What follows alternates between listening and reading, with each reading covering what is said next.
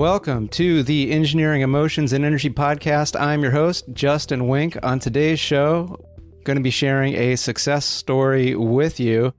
A woman named Ammara came to me a few months ago, wanted just a simple resume review, and I think it resulted in being a little bit more than just a tweak in the resume. So gonna share that with you, and how sometimes it's just these little things can have huge consequences in how our life actually ends up going. Some people think that, it doesn't really matter doing these little things, and they can make a big difference, which sometimes is why, we know the little things we need to do in our life, but we just can't seem to make the progress, because if we did the little thing, we might get the big result, right? Like little changes in diet, little changes in exercise, little changes in how we talk to other people and ourselves. So I got this email last week, and it really just kind of touched my heart, because this is like why I like doing what I do, and why I'm trying to help more people find their passion, their purpose in what they do. Because when it's not there, it can just be almost debilitating how sad it is to go into work day after day and not really enjoy what you're doing. But when you know that you're doing what you're meant to do, it is phenomenal, right? So Ammara contacted me. I think it was in June, and she was just like, "Hey, I think I got to find a new job. I'm not digging what I'm doing. Can you just give me some tips on my resume?"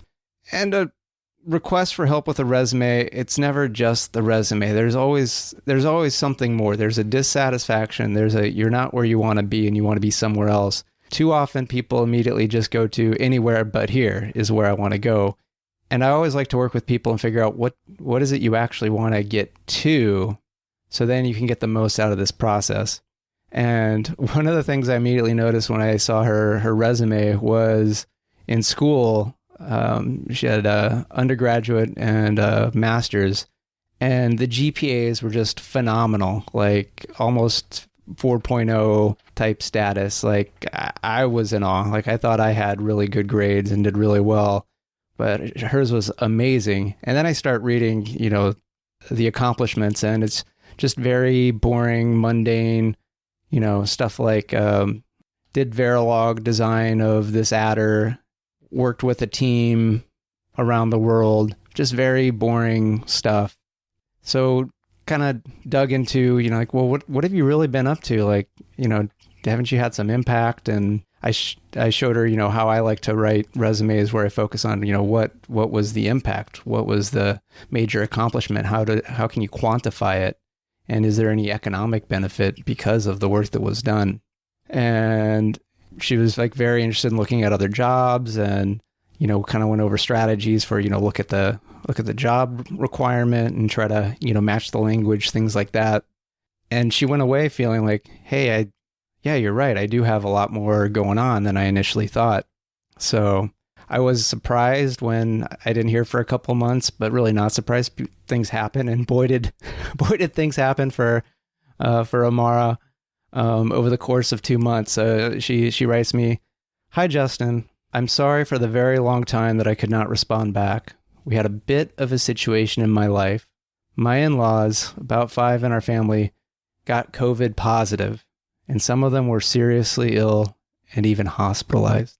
Now, so how often do you reach out to somebody and they don't respond back, and you just assume it's because they don't like you, right? Like, it's like, oh, I'm horrible. I did an awful job. This is just, ridiculous. This is no good.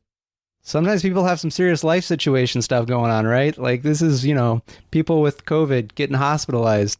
So I've been busy trying to support them. It was a very difficult experience in my life. All of them are recovered and doing well now.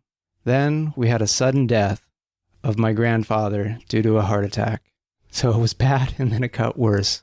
You're like, hey, where's the good news? It's coming. It's coming. Related to work and the new job hunt, I have some updates. Your advice and words have played a huge role initiating the process to look for and find the right place for me. Like you told me about your wife and how she found her role that she liked by doing informational interviews, I similarly started doing informational interviews. Since I already applied for jobs before all of my family situation, I had a lot of interviews lined up. I started doing a lot of the interviews with different types of roles and responsibilities. This helped me to understand what was the area that I wanted to get involved in. And I decided that I actually love my current job role and that I want to continue to be a technical person on front-end ASIC design. However, after meeting different teams, I got to know that the discouraging part of my current role is the management style of my team, and that's what was leading me to believe that I was not in the right place. See, sometimes we attribute our unhappiness sometimes to the wrong thing. Sometimes we think the symptom is the cause. So if she hadn't gone and talked to all these other people, she might have gotten a job doing something completely different, even though she actually loves the work she does. She just doesn't like the people she's working with. So sometimes all you need to do is change the people, you change the environment. But a lot of this comes from changing your belief about what do you deserve? What kind of environment do you deserve to work in? Who do you deserve to work with, for? Who do you deserve to be serving, right? So after I decided that I like the type of work I do, I applied to a couple of jobs that were similar to my previous role. Good news, I got selected for a new job role. I like the new team. I will be joining them in a couple weeks. I've already started working with this new team, ramping up on their architecture and validation methodologies. I did modify my resume a little bit, so I'd like to, get a few tips, which we met and we found a couple tweaks. Because she just wants to always know exactly what her value is, what she's done, have it worded in a great way, so that whenever she decides she's not where she wants to be, she's ready to just go and get into the next thing, right? And then she ends, I will always be in debt to you for your guidance and the help that you have provided. You are an amazing coach, and I am lucky that I had the chance to get connected with you. Thanks, Ammara. So just one of the many success stories. That's the most recent one. And it's really just one of those things like I didn't really do anything. She did all the work.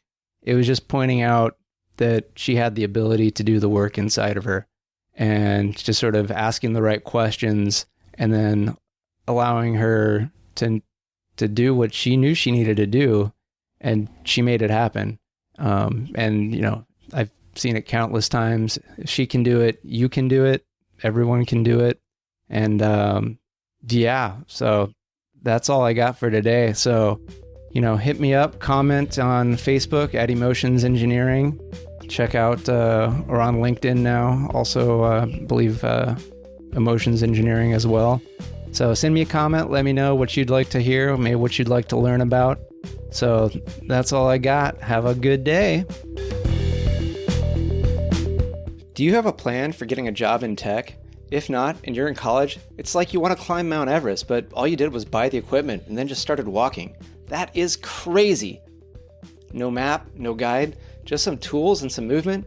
How do you expect to get to the top? You need a map, and when it comes to getting your dream job in tech, the 7-step Engineer Your Career process is the most effective way to get to where you want to go. Go to emotionsengineering.com/mycareer to find out more about the Engineer Your Career process for getting your dream job in tech. That's emotionsengineering.com/mycareer. The plan is there. It's up to you whether you go it alone or bring along a guide and a team. Go to emotionsengineering.com/mycareer.